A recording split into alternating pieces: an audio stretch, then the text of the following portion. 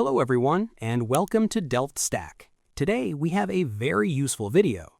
If your Microsoft Edge browser is suddenly redirecting your web searches to strange sites, changing your homepage without permission, or spamming you with unwanted ads, you have likely been infected by a browser hijacker.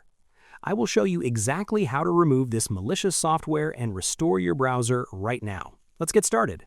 First, browser hijackers often alter your physical desktop shortcut to force a malicious website to open every time you launch Edge.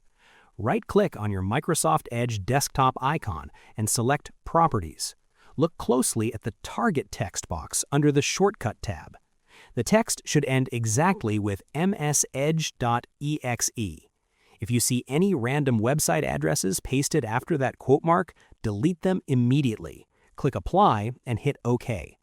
Next, we need to clear out the malicious extension controlling your settings. Open Microsoft Edge. Click the three dots in the top right corner and select Extensions.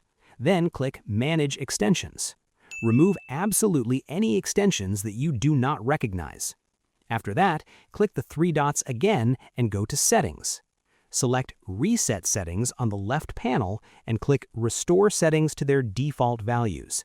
This will instantly revert your default search engine and homepage back to normal without deleting your saved passwords.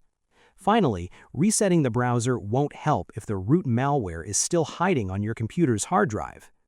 Click your Windows search bar, type Windows Security, and open the app. Click on Virus and Threat Protection, then click on Scan Options. Select the Microsoft Defender Offline Scan option and hit Scan Now. Your computer will restart and run a deep system-level sweep outside of your normal operating system, allowing it to easily find and permanently destroy the hijacking malware. I hope you found this guide helpful. If you did, please give this video a thumbs up, share it, and subscribe. Thanks for watching.